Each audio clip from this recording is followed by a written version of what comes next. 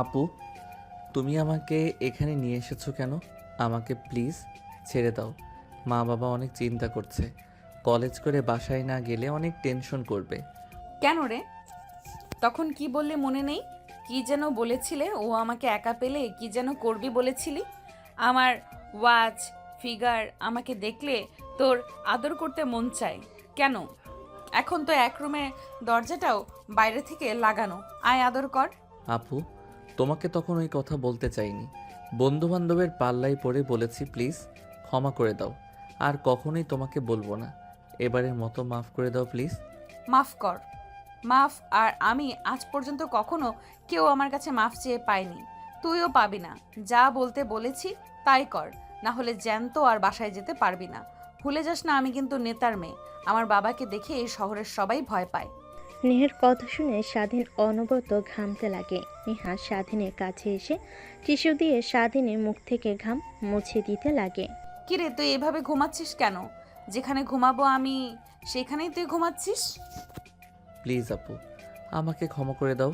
তখন আমি ওই কথাটা বলার জন্য সরি তো বলছি। প্লিজ ছেড়ে দাও। আমি ছোট্ট একটা বাচ্চা। আমার সঙ্গে এসব কাজ করতে তোমার বিন্দুমাত্র বাচ্চা না। ওরে আমার ছোট বাবুটা! বাবু, তখন তো আমার দিকে তাকিয়ে এইসব কথা বলতেছিলে। তখন মনে ছিল না তুমি ছোট বাবু, আমি তোমার সিনিয়র, আমার দিকে নজর দেওয়া তোমার ঠিক হয়নি। এখন এইসব শুনতে চাচ্ছি না। যা করতে বলেছি কর, না হলে তুই কিন্তু জ্যান্ত বাসায় ফিরতে পারবি না, তোর মরদেহ বাসায় ফিরবে। নেহার কথায় স্বাধীন অনবরত ঘামতে লাগে। ধীরে ধীরে পিছনের দিকে যেতে লাগে। নেহাই স্বাধীনের দিকে আসতে লাগে।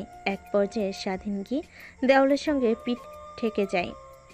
আর কোনো রাস্তা খোলা নেই তার জন্য। নেহা স্বাধীনের কাছে এসে স্বাধীনের দুহাত মুষ্টিবদ্ধ করে ফেলে।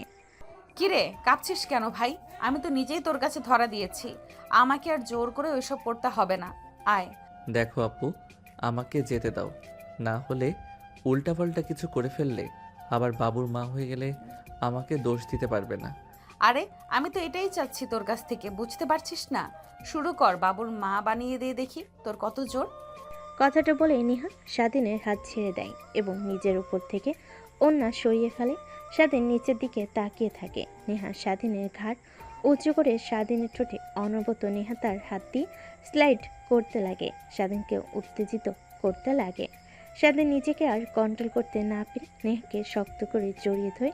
স্বাধীনের এই রূপ দেখে নেহা ভয় পেয়ে যায়। স্বাধীনের দিকে বড় বড় চোখ করে তাকায়, কিন্তু সেই দিকে স্বাধীনের কোনো হেলদোল নেই। আরে, কি করছিস? ছাড় দেখি, তোকে ভয় দেখানোর জন্য এখানে নিয়ে এসেছি। প্লিজ উল্টোপাল্টা কিছু করিস না, ছেড়ে দে আমাকে। অনেকবার বলেছি, আপনি আমার কোনো কথাই শুনেননি। এখন আমাকে উত্তেজিত করে উল্টাপাল্টা কথা বলা হচ্ছে। ওয়েট, দেখাচ্ছি। তারপর স্বাধীন নেহাকে ছেড়ে দিতে নেহা দৌড় দিয়ে বের হতে যায় দরজা দিয়ে। স্বাধীন দৌড়ে দরজার কাছে গিয়ে ভেতর থেকে লাগিয়ে দেয়। তারপর নেহাকে বাজা করে তুলে খাটের উপর নিয়ে এসে ফেলে দেয়। নেহা ধীরে ধীরে পিছনের দিকে যেতে লাগে আর স্বাধীনকে উদ্দেশ্য করে বলতে লাগে। দেখ, আমি তোর বড় আপুর মতো, প্লিজ কিছু করিস না। তখন তুই আমাকে উল্টাপাল্টা মন্তব্য করায় অনেক রাগ হয়ে যায়, তাই ভেবেছিলাম তোকে শাস্তি দেব বাসায় নিয়ে এসে, কিন্তু এরকম পরিস্থিতি হবে কখনো বুঝতে পারিনি। এখন আর এইসব বলে কোনো লাভ নেই। আপনি আমার কবলে পড়েছেন। বাঁচার উপায় একদমই নেই। এখন নিজে নিজে যদি জানতে ভালো না হলে আমি নিজেই সব কিছু করেছি। দেখ, তুই কিন্তু ভুলে যাচ্ছিস, আমি এখানকার নেতার মেয়ে। যদি বাবা জানতে পারে তুই আমার সঙ্গে জোর জবরদস্তি করে এসব করেছিস, তাহলে তোকে তো মারবেই, সঙ্গে তোর সপরিবারে মেরে ফেলবে কিন্তু। ও আচ্ছা, তাহলে এই ব্যাপার।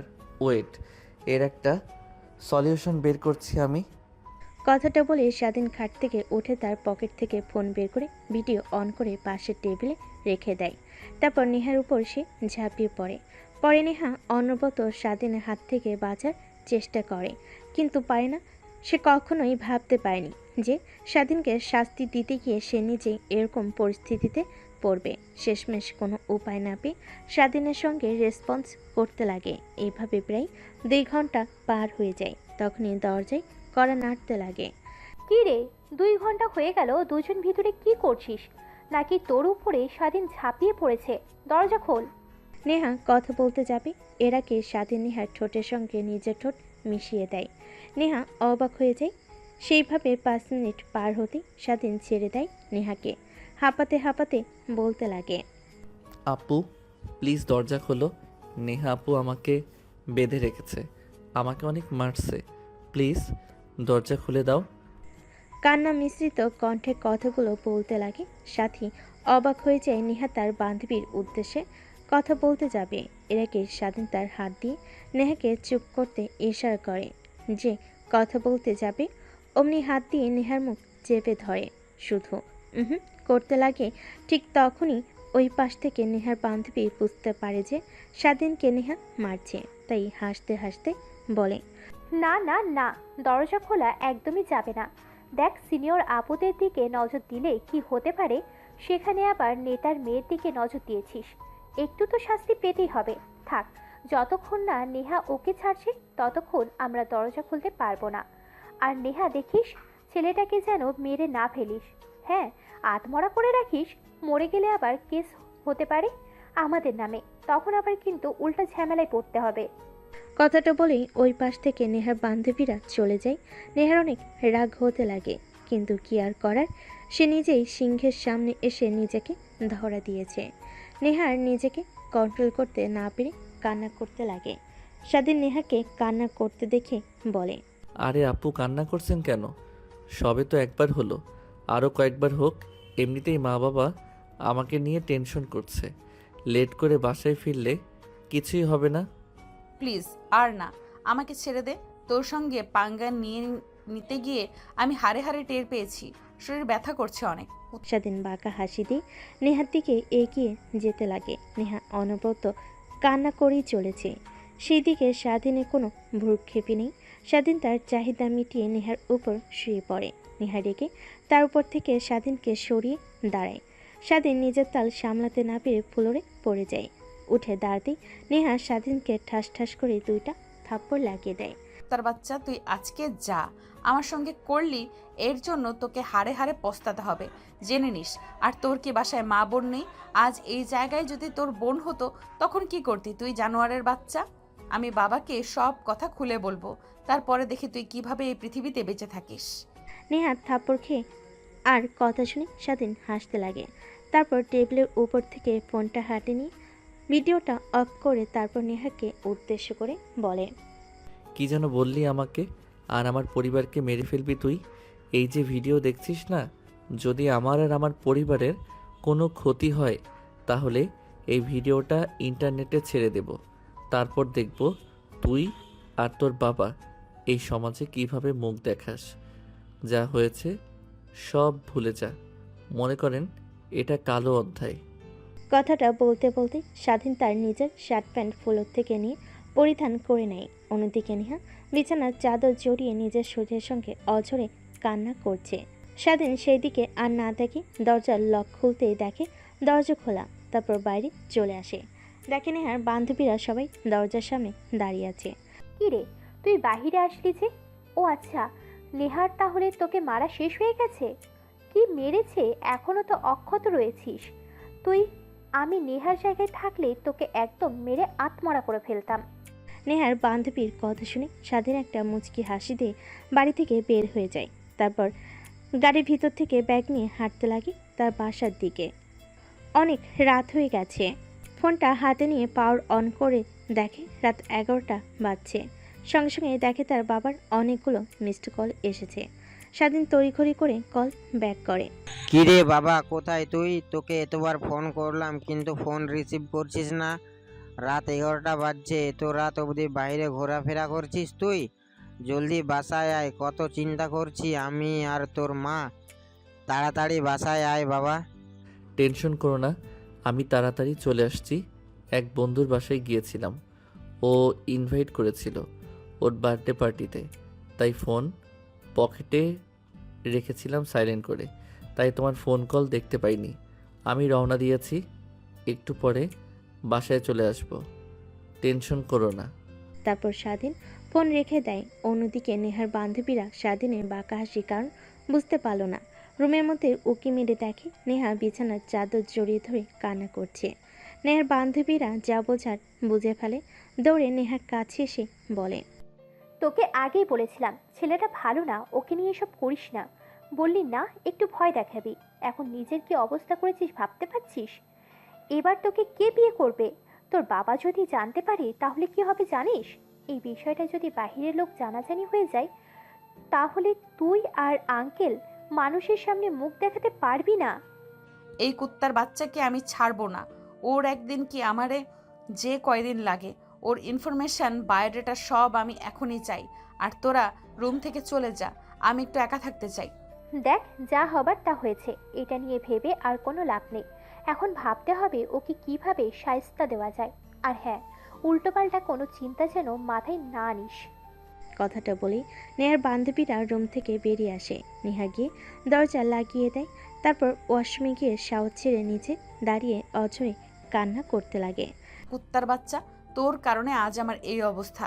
তোকে যে কি করব আমি নিজেও ভাবতে পারছি না। আর ওর কি দোষ? করা জায়গায় যে কোনো ছেলে থাকলেই এই কাজটাই করতো। আমারই উচিত হয়নি ওর সামনে গিয়ে এই ব্যবহার করা। নেহা, তুই কিভাবে পারলি একটা ছেলের সামনে গিয়ে ওকে উত্তেজিত করে নিতে? এখন নিজে ওকে দোষারোপ করছিস। স্বাধীন যেখানে স্পর্শ করেছিল প্রত্যেকটা স্থানে সাবান দিয়ে শক্ত করে ডলতে লাগে আর কান্না করতে লাগে। নেহার কথাগুলো নিজেই নিজে ভাবছিল আর মাথায় আঘাত করছিল। দেখতে দেখতে ফ্রেশ হয়ে গোসল করে ওয়াশরুম থেকে বের হয়ে আসে। তারপর পোশাক পরিধান করে বাইরে আসে। দেখে তার বান্ধবীরা ল্যাপটপ অন করে কি যেন করছে। নেহা তাদের পাশে গিয়ে বসে, নিজেকে সামনে বলে, কিরে, কি হয়েছে? সবাই হুমড়ি খেয়ে ল্যাপটপে কি দেখছিস এভাবে? স্বাধীনকে? ও তোর ধর্ষণকারীকে? মানে? কথাটা বলে নেহা তার বান্ধবীদেরকে সরিয়ে সোফায় বসে পড়ে। দেখে সবাই স্বাধীনের ফেসবুক আইডিতে ঢুকে ওর পিক দেখছে। নেহা স্বাধীনের পিকগুলো দেখে যথারীতি ক্রাশ খেতে লাগে একের পর এক। কিরে, তুই ওর দিকে আবার এইভাবে তাকিয়ে আছিস কেন? ল্যাপটপের মধ্যে থেকে বের করে আবার মারবি নাকি ওকে? যদি পারতাম তাই করতাম আমি। আচ্ছা, এত রাত হয়ে গেল, আঙ্কেলকে তো দেখছি না, কোথায় গিয়েছে আঙ্কেল? বাবা দেশে নেই, ব্যবসার কাজে বিদেশে গিয়েছে। ফিরতে এখনো মাস দুয়েক লাগবে। আর তোরা তোদের ফ্যামিলিকে ফোন করে বলে দিয়েছে যে আমার বাসায় আছিস। গ্রুপ স্টাডির কথা বল। তোকে আর বলতে হবে না, আমরা সেটা আগেই বলে দিয়েছি, কারণ জানি তোর পাশে গেলে আমাদের রাতে না রেখে আসতে দিবি না, তাই বলে দিয়েছি। তা এখন কি করবি? ওর অনেক ক্ষুধা পেয়েছে, কিছু খাবার আছে কি বাসায়? তারপর নেহা কাজের বুয়াকে খাবারগুলো গরম করে দিতে বলে। তারপর নেহা তার বান্ধবীদের সঙ্গে আড্ডা দিতে লাগে আর ভাবতে লাগে কিভাবে নেহা স্বাধীনকে সাহায্য করবে। অন্যদিকে স্বাধীন বাসে গিয়ে দরজায় কলিং বেল দিতে স্বাধীনের মা এসে দরজা খুলে দেয়। তারপর রুমের মধ্যে প্রবেশ করে সোফায় গিয়ে বসে স্বস্তির একটা নিঃশ্বাস ফেলে। পাশ থেকে স্বাধীনের মা বলে, 7 দিন হলো না এখানেই নতুন এসেছে, আর এর মধ্যেই বন্ধু বানিয়ে ফেলেছিস। আবার ওর বাসায় গিয়ে বার্থডে পার্টি করিস। একটাবার ফোন করে বলবি না যে বাসায় মা বাবা আছে, অনেক চিন্তা করছে তোকে নিয়ে? সরি মা, আসলে খেয়াল ছিল না আমার। আচ্ছা, খাবারের জন্য কিছু আছে আমার জন্য বেড়ে আমার রুমে নিয়ে আসো, ফ্রেশ হতে হবে। কথাটা বলে স্বাধীন সোফা থেকে উঠে রুমে চলে যায়। ব্যাগটা খাটের উপর রেখে গামছা আর প্যান্ট শার্ট নিয়ে ওয়াশরুমে চলে যায়। তারপর ফ্রেশ হতে লাগে। ঠিক তখনই নেহার কথা ভাবতে লাগে। আসলে নেহার সঙ্গে কাজটা করা ঠিক হয়নি। কালকে কলেজে গিয়ে সরি বলতে হবে। আবার যদি উল্টাপাল্টা কিছু করে ফেলে তার ফ্যামিলির সঙ্গে কিংবা তার সঙ্গে, এসব ভাবছিল। তারপর গোসল করে ওয়াশরুম থেকে বের হয়ে এসে দেখে টেবিলের উপর ভাত রেখে গিয়েছে তার মা। তারপর খাওয়া দাওয়া করে খাটের উপর শুয়ে ঘুমানোর চেষ্টা করতে লাগে, কিন্তু তার দু চোখে কোনো ঘুম ধরা যায় না। বারবার নেহার কথা মনে আসতে লাগে। তারপর স্বাধীন ফোন বের করে ফেসবুকে গিয়ে নেহার নাম লিখতে আইডি চলে আসে। তার প্রোফাইলে ঢুকে একের পর এক ছবি স্ক্যান করতে লাগে। স্বাধীনে কেন জানি নেহার প্রতি অনেক মায়া কাজ করতে লাগে। তারপরে মেসেঞ্জারে গিয়ে আইডিতে হাই লিখে মেসেজ করে। অন্যদিকে নেহার বান্ধবীরা সবাই স্বাধীনের প্রোফাইল ভিজিট করে পিক দেখছিল। ঠিক তখনই মেসেজ দেখে সবাই অবাক হয়ে যায়। তারপর নেহার বান্ধবী গিয়ে মেসেজ ওপেন করে রিপ্লাই দিতে যাবে, এর আগে নেহা বলে, দেখ উল্টাপাল্টা একদম কিছু লিখবি না, ঠিক আছে? কি রে, দেখছি তোর স্বাধীনের প্রতি এত কেয়ারিং দেখাচ্ছিস কেন? কি হয়েছে? নাকি দুর্বল হয়ে গেলি? তুই ভালোবেসে ফেললি নাকি? দেখ কি বলছিস? ভালোবাসা, তাও আবার ওর মতো ছোট লোকের বাচ্চাকে? কখনোই না। বাবা একবার দেশে আসুক, তারপর দেখ ওর অস্তিত্ব খুঁজে পাস কিনা তোরা। সেই অপেক্ষাতেই রইলাম, দেখি তুমি কি করো। আবার যেন মন মতোই ক্ষতি না পাল্টাই তোর। নেহার অনেক রাগ হতে লাগে তার বান্ধবীদের কথা বলার ধরন দেখে, কিন্তু কিছুতেই বুঝতে দেয় না। তারপর ল্যাপটপটা বন্ধ করে ঘুমোতে যেতে বলে সবাইকে। তারপর সবাই একসঙ্গে ঘুমিয়ে পড়ে। মেসেজের অপেক্ষা করতে লাগে, কোনো তো রিপ্লাই না পেয়ে সে মনমরা হয়ে ঘুমিয়ে পড়ে। পরের দিন সকালবেলা স্বাধীন ঘুম থেকে উঠে ফ্রেশ হয়ে খাবার দাবার খেয়ে কলেজের উদ্দেশ্যে বেরিয়ে পড়ে। বাসার বাহিরে সে রিক্সার জন্য অপেক্ষা করতে লাগে, কিন্তু রিক্সা পায় না। ঠিক তখনই সামনে দিয়ে নেহা তার প্রাইভেট কার নিয়ে যাচ্ছিল। পাশে স্বাধীনকে দেখে রীতিমতো অবাক হয়ে যায়, কিন্তু গাড়ি দাঁড় না করিয়ে সোজা চলে যেতে লাগে। একটু পর স্বাধীন রিক্সা পেয়ে যায়, তারপর রিক্সা করে কলেজে চলে আসে। রিক্সার ভাড়া মিটিয়ে কলেজে প্রবেশ করতে দেখে নেহার বান্ধবীরা যেখানে বসে আড্ডা দিত সবাই ওইখানে বসে আছে। স্বাধীন যেতে নিলে তখনই পাশ থেকে একটা ছেলে বলতে লাগে, ওই এদিকে আয় শোন। স্বাধীন বাধ্য ছেলের মতো ছেলেটার কাছে গিয়ে দাঁড়ায়। তারপর ছেলেটা স্বাধীনকে পর্যবেক্ষণ করে বলে, এই কলেজে কি নতুন? তোকে তো এর আগে কখনো দেখিনি। হ্যাঁ ভাই, নতুন বাবা। এই শহরে নতুন পোস্টিং হয়ে এসেছে, সেই সুবাদে আজ আগের এই শহরে ছিলাম। সেই শহর থেকে আমরা সপরিবারে চলে এসেছি, তারপরে এই কলেজে ভর্তি হয়েছি। ও আচ্ছা, তা ভালো। কিন্তু একটা কথা মাথায় রাখবি, আমরা এই কলেজের বড় ভাই। যখন আমাদের সামনে দিয়ে যাবি মাথা নিচু করে আর সালাম দিয়ে যাবি, ঠিক আছে? হ্যাঁ, বুঝতে পারছি। তাহলে এখন একটা কাজ কর, ওই যে দেখছিস মেয়েগুলো, ওর মধ্যে যে একটা মেয়ে টি শার্ট পরে আছে, শার্টের বোতাম খোলা, ওই মেয়ের কাছে গিয়ে তুই প্রপোজ করবি আর বলবি তোমার সঙ্গে রুম ডেট করতে চাই। ছেলেটার দেখানো ইশারা অনুযায়ী স্বাধীন সেই দিকে যেতে লাগে। দেখেন নেহার পাশে বেশ কিছু মেয়ে বসে থেকে আড্ডা দিচ্ছেন। কিরে, তাকে কি ভাবছিস? যা গিয়ে প্রপোজ করবি, আর আমি যেটা বললাম সেটা বলবি, ঠিক আছে?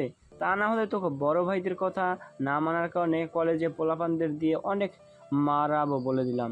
স্বাধীন বুঝতে পারে ভাইদের কথা না শুনলে তাকে অনেক মার খেতে হবে, তাই ছেলেটার দেখানো মেয়েদের অনুযায়ী স্বাধীন এগিয়ে যায়। তারপর সেখানে থাকা মেয়েটার কাছে গিয়ে হাঁটু গেড়ে হাতে একটা ফুল নিয়ে মেয়েটার দিকে তাকিয়ে ছেলেটার বলা কথাগুলো বলতে লাগে।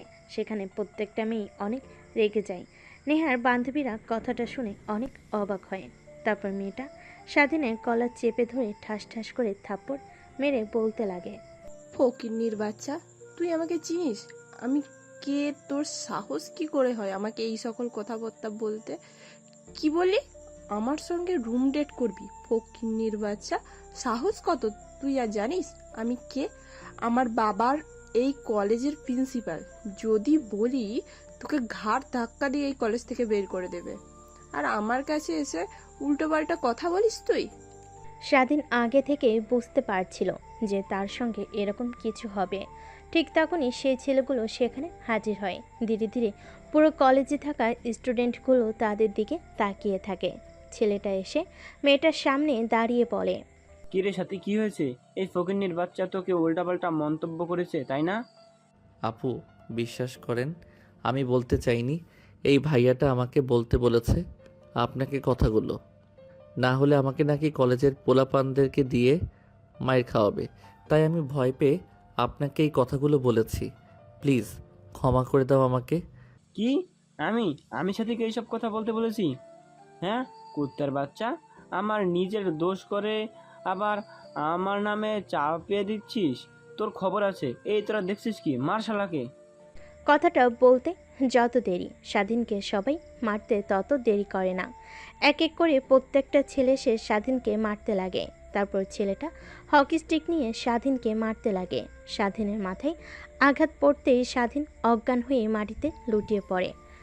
পাশ থেকে চিৎকার দিয়ে নেহার বান্ধবীরা নেহাকে জড়িয়ে ধরে বলে, উচিত শিক্ষা পেয়েছে কুত্তার বাচ্চা, ওকে এই শাস্তি দেওয়াই উচিত ছিল। সবাইকে আজে বাজে মন্তব্য করা, তোকে করেছে কাল, আজ প্রিন্সিপাল স্যারের মেয়েকে। উচিত শিক্ষা পেয়েছে। এই তোরা ওকে আরও মার। স্বাধীন অজ্ঞান হয়ে যাওয়ার শেষ অবধি নেহার দিকে করুণ দৃষ্টিতে তাকিয়ে থাকে। তাকে বাঁচানোর শেষ অবলম্বন ইচ্ছা নেহার কেন জানি অনেক খারাপ লাগতে লাগে, কিন্তু কি আর করবে। সে এখন যদি স্বাধীনকে সাহায্য করে তাহলে তার বান্ধবীরা উল্টাপাল্টা কথা বলবে। মারতে মারতে স্বাধীনের নাক মুখ দিয়ে রক্ত বের হতে লাগে। প্রিন্সিপাল স্যার ম্যাডাম এসে সকলকে সরে যেতে বলে স্বাধীনের এই করুণ দশা দেখে সবাই ভয় পেয়ে যায়। ছেলেটাকে এমনভাবে মেরেছে যে হাত পা দিয়ে রক্ত বের হচ্ছে। নেহার কেন জানি অনেক খারাপ লাগে। আর কোনো কিছুর তোয়াক্কা না করে নেহা আর আরেকটা ছেলে স্বাধীনকে ধরাধরি করে গাড়িতে করে নিয়ে স্টার্ট দিয়ে হসপিটালের দিকে যেতে লাগে। নেহার বান্ধবীরা সবাই অবাক হয়ে যায় নেহার কাণ্ড দেখে। তারপর তারা নিজেদের মধ্যে কানাঘুষা করতে লাগে। কি রে, এর আবার কি হলো? স্বাধীনকে দেখে এরকম রিয়াক্ট করলো কেন? আরও শাস্তি পেয়েছে, ওর তো খুশি হওয়ার কথা। উল্টো নেহা ওকে নিয়ে হসপিটালে গেল। নিশ্চয়ই এর মধ্যে কোনো না কোনো কিছু আছে। নেহা স্বাধীনকে বোধহয় ভালোবেসে ফেলেছে। অন্যদিকে নেহার বান্ধবীকে নিয়ে হসপিটালে চলে আসে ডাক্তার। স্বাধীনের করুণ দশা দেখে আইসিইউতে ভর্তি করে পাশে থাকা ছেলেটা বলতে লাগে, আপু, ওরে হাল হলো কি করে? আর এইভাবে মারলো কে? তারপর নেহা সব কথা খুলে বলে। পাশে থাকা স্বাধীনের বন্ধু মাথায় হাত দিয়ে চেয়ারে বসে পড়ে। নেহাও বসে পড়ে। তারপর স্বাধীনের বন্ধু নেহাকে বলতে লাগে, আপু, বিশ্বাস করবেন কিনা তা জানি না, আমি স্বাধীনের সঙ্গে সে ছোট্টবেলা থেকে বন্ধুত্ব, কখনো কোনো মেয়ের দিকে বাজে দৃষ্টিতে তাকাই নাই। সবসময় প্রত্যেকটা মেয়েকে সম্মান করেছে। আমি শিওর দিয়ে বলতে পারবো যে স্বাধীন কারোর চাপে পড়ে এই কথাটা বলেছে। ও ওই রকম ছেলেই না যে সকলের সামনে গিয়ে প্রপোজ করবে, তাও আবার বাজে কথা বলে। তারপর নেহা স্বাধীনের বন্ধুর সঙ্গে টুকটাক কথা বলছিল। ঠিক তখনই সেখানে আবির্ভাব ঘটে ডাক্তারের। কিছু ফর্মালিটি পূরণ করতে বলে, কিন্তু এখানে স্বাধীনে কেউ নেই। তাই নেহা বউ পরিচয় দিয়ে ফর্মালিটিগুলো পূরণ করে। পাশে থাকা স্বাধীনের বন্ধু অবাক হয়ে যায়। তারপর স্বাধীনের অপারেশন স্টার্ট হয়। প্রায় 1 ঘন্টা পর ডাক্তার বের হয়ে আসে। স্বাধীনের বন্ধু এগিয়ে গিয়ে বলে, আঙ্কেল, এখন কেমন অবস্থা আমার বন্ধুর? হ্যাঁ, এখন বিপদমুক্ত, কিন্তু ছেলেটাকে কে বা কারা এভাবে মেরেছে? আর একটু মারলেই তো একদম মরে যেত। মাথার অনেকটা জায়গা কেটে গেছে, হাত পা কেটে রক্ত বের হচ্ছে। রক্ত দরকার হবে। এই পজিটিভ, আমাদের ব্লাড ব্যাংকে রক্ত নেই। তুমি রক্ত জোগাড় করো। কথাটা বলার জন্যই আমি বের হয়ে এসেছি। ইমিডিয়েটলি দরকার। কিন্তু আঙ্কেল, স্বাধীনের বন্ধুর সম্পূর্ণ কথা না শুনে ডাক্তার চলে যায়। গোমরা মুখ নিয়ে নেহার কাছে আসতেই নেহা বলে, কি ব্যাপার, কি হয়েছে? স্বাধীনের এইভাবে গোমরা মুখ করে আছো, ডাক্তার কি বললো তোমাকে? আপুর রক্তর দরকার। এ পজিটিভ গ্রুপের, কিন্তু আমার তো বি পজিটিভ রক্ত, বা কারোর দেওয়া সেটাও জানে না। আর ব্লাড ব্যাংকের রক্ত নেই। ও আচ্ছা, এই ব্যাপার। আমার এ পজিটিভ রক্ত আমি দিব। তারপর নেহা স্বাধীনকে রক্ত দিতে চলে যায়। ডাক্তার টেস্ট করে নেহার শরীর থেকে 2 ব্যাগ রক্ত নিয়ে নেয়। তারপর নেহা স্বাধীনের বন্ধুকে বাই জানিয়ে হসপিটাল থেকে চলে যায় সোজা কলেজে। নেহার বান্ধবীরা নেহাকে দেখে দৌড়ে এগিয়ে এসে বলে, কিরে, তুই কলেজে এসেছিস ভেবেছিলাম, তো আবার হারিয়ে গেছিস বুঝি? ওকে নিয়ে বুঝলাম না। ওকে মেরেছে তোর খুশি হওয়ার কথা। তোর সঙ্গে ওই অনেক বাজে কাজ করেছে, আর তুই ওকে নিয়ে হাসপাতালে ভর্তি করতে চলে গেলি। হ্যাঁ, ছেলেটা আমার সঙ্গে অনেক বাজে কাজ করেছে, এটাই ঠিক। কিন্তু আমি তো আমার চোখের সামনে এই ছেলেটাকে তরপাতে তরপাতে মরে যাবে এটা দেখতে পারবো না। ওই জায়গাতে যদি স্বাধীন না হয়ে অন্য কোনো ছেলে থাকতো তাহলে আমি একই কাজ করতাম। কথাটা বলে নেহা ডলতে লাগে। তারপর অজ্ঞান হয়ে মাটিতে পড়ে যাবে। এর আগে নেহার বান্ধবীরা ধরে ফেলল। তারপর কলেজের হসপিটালে নিয়ে যায়। ডাক্তার নেহাকে দেখে বলে, মেয়েটার শরীর অনেক দুর্বল, তারপর আবার রক্ত দিয়েছে, এই কারণে অজ্ঞান হয়ে গিয়েছে। তোমরা একটা কাজ করো, ওকে বাসায় নিয়ে গিয়ে ভালো খাবার খাওয়ালে আগের মতো হয়ে যাবে। টেনশন করো না। ডাক্তার কিছু ওষুধ লিখে দেয়। তারপর নেহার বান্ধবীরা নেহাকে নিয়ে বাসায় চলে আসে। এভাবেই কেটে যায় বেশ কিছুদিন। 1 মাস পর স্বাধীন অনেকটা সুস্থ হয়ে যায়। স্বাধীনের বাবা মা তাকে আর এই কলেজে লেখাপড়া করাবে না এইটা বলে স্বাধীন না করে দেয়। সে ওই কলেজে ছাড়া অন্য কোনো কলেজে পড়বে না। এই কয়েকদিন নেহা স্বাধীনকে একটু দেখার চেষ্টা করে না, অনেক জানতে ইচ্ছে করে স্বাধীনের পরিস্থিতির কথা। স্বাধীনের বন্ধুকেও কলেজে আসতে দেখে না নেহা। কলেজ শেষ হলে বাসায় চলে যায় নেহা। তারপর দেখতে দেখতে রাত হয়ে যায়। নেহার অনেক মনে পড়তে লাগে স্বাধীনের কথা। কেন যেন অনেক মায়া কাজ করে স্বাধীনের প্রতি। তারপর নেহার মনে পড়ে যায় স্বাধীনের দেওয়া মেসেজের কথা। তারপর মেসেঞ্জারে গিয়ে স্বাধীনকে গিয়ে মেসেজ দেয়। অন্যদিকে স্বাধীন ফেসবুক স্ক্রলিং করছিল। হঠাৎ নেহার মেসেজ দেখে অবাক হয়ে যায়, সিন করে রিপ্লাই দেয়। একটু পর নেহা ফোন করে। স্বাধীন রিসিভ করে কাঁপা কাঁপা গলে বলে, হ্যালো, আসসালামু আলাইকুম। ওয়ালাইকুম আসসালাম। তা তোর অবস্থা এখন কেমন? আলহামদুলিল্লাহ অনেক ভালো। মেরে ফেলতে তো চেয়েছিলেন কিন্তু দেখেন মরে যায়নি। অনেক সুন্দর চাল চেলেছিলেন কিন্তু কেউ বুঝতেই পারিনি আপনি কাজ করেছেন। টেনশন করেন না, আপনার ভিডিও কখনোই আমি ইন্টারনেটে দেব না। শুধুমাত্র আপনাকে ভয় দেখানোর জন্য কথাটা বলেছি। আমাকে মেরে ফেলেন, সমস্যা নেই, কিন্তু প্লিজ আমার পরিবারের এখনও ক্ষতি করেন না। কি বলছিস তুই? আমি চাল চেলেছি মানে? বিশ্বাস কর, তোকে মারার পিছে আমার কোনো হাতই নেই, বিশ্বাস কর। আমার বিষয়ে আপনার কি আসে যায়? আপনি যদি বলেন আমি আর ওই কলেজে যাব না, অবশ্য মা বাবা আর ওই কলেজে পড়াবে না বলেছে আমাকে। এখনও যদি আপনার রাগ না কমে তাহলে আমাকে বলেন, আমি যাব। আপনি যত খুশি আমাকে মারবেন, আমি কিছুই বলবো না কাউকে। দেখ, তোকে মারের পিছে আমার কোনো হাত নেই তোকে বলছি, তারপরও বিশ্বাস করছিস না কেন? ভয় পেয়ে না, আমি তখন আসলে ভিডিও করিনি, এমনিতেই ফোন ওইখানে রেখে গিয়েছিলাম। বাদ দিন, আল্লাহ হাফেজ, ভালো থাকবেন। ফোনের ওই পাশ থেকে নেহা অনবরত হ্যালো হ্যালো বলে চলছে, কিন্তু স্বাধীন ফোন রেখে দেয়। তারপর নেহার অ্যাকাউন্টটা ব্লক করে দেয়। এইভাবে চলে যায় বেশ কিছুদিন। স্বাধীন অন্য আরেকটি কলেজে ভর্তি হয়েছে। নেহা ক্লাস করছিল, ঠিক তখনই জানালার বাইরে দিয়ে তাকিয়ে দেখে স্বাধীনের বন্ধু। নেহা ক্লাস থেকে বের হয়ে স্বাধীনের বন্ধুর কাছে গিয়ে দাঁড়ায়। হাঁপাতে হাঁপাতে বলতে লাগে, কিরে, স্বাধীনের কি হয়েছে? কলেজে দেখছি না ওকে, প্রায় 2 মাস হলো। ও আপু, আপনি তো স্বাধীনকে হাসপাতালে রেখে এসে যে চলে আসলেন আর দেখতে গেলেন না। ও এই কলেজে পড়বে না, ও অন্য আরেক কলেজে ভর্তি হয়েছে। আমিও আর পড়বো না, স্বাধীন যে কলেজে ভর্তি হয়েছে সেখানে ভর্তি হব। এই কলেজ থেকে টিসি নেওয়ার জন্য এসেছিলাম। আমি যাচ্ছি, আল্লাহ হাফেজ আপু। স্বাধীনের বন্ধু কথাটা বলে নেহার আর কোনো কথা না শুনে কলেজ থেকে বের হয়ে যায়। নেহা ভাবতে লাগে, তা জিজ্ঞেস করব কোন কলেজে ভর্তি হয়েছে, কিন্তু বলতেই পারলাম না। ছেলেটা আমাকে অনেক ভুল ভাবছে। তারপর নেহা গোমরা মুখ করে ক্লাসরুমে চলে যায়। এক এক করে সব ক্লাস করে বাসায় চলে আসে। মন খারাপ করে টিভি দেখছিল। ঠিক তখনই নেহার বাপ এসে নেহার পাশে বসে বলে, মারে, তোর কি হয়েছে? আমি বিদেশ থেকে আসার পর দেখছি তুই কেমন যেন হয়ে গেছিস। একদম কথা বলছিস না, সবসময় চুপচাপ থাকছিস। আমার মেয়ে পুরো বাসা মাথায় করে বেড়াতো, সেই মেয়ে চুপচাপ হয়ে গেছে। কি হয়েছে মা, বল আমাকে। কই বাবা, কিছুই তো হয়নি, এমনি। দেখ মা, তোর মা মারা যাওয়ার পর দ্বিতীয়বার আমি বিয়ে করিনি। সৎ মায়ের সাথে তোর সঙ্গে কেমন আচরণ করবে এর জন্য। আর তুই এমন মনমার হয়ে বসে থাকলে বল আমার কি ভালো লাগে? কি হয়েছে বল, তোকে কোনো ছেলে ডিস্টার্ব করছে? না বাবা, তোমাকে এই শহরের সবাই চেনে, আর তোমার মেয়েকে ডিস্টার্ব করবে এমন সাহস কারো আছে নাকি? এমনিতেই ভালো লাগছে না আমার, তাই বসে আছি। এর থেকে বেশি কিছু না। চলো খাবার খেয়ে নেই, অনেক রাত হয়ে গেছে, তোমার জন্য অপেক্ষা করছিলাম। কই মা, সবে তো মাত্র 9টা বাজে। একটু পর খাবার খাই। আগে না তুই আর আমি রাতভর বসে মুভি দেখতাম, কিন্তু এখন এরকম হয়ে গেছিস কেন? কি হয়েছে বল প্লিজ। আমার কোন আচরণে কষ্ট পেয়েছিস তুই, নাকি টাকা লাগবে বল? না বাবা, কেন জানি এমনিতেই ভালো লাগছে না কিছুতেই, তাই চলো খাবার খেয়ে নেই। তারপর নেহার জোড়াজুড়িতে নেহার বাবা চলে যায় খাবার টেবিলে।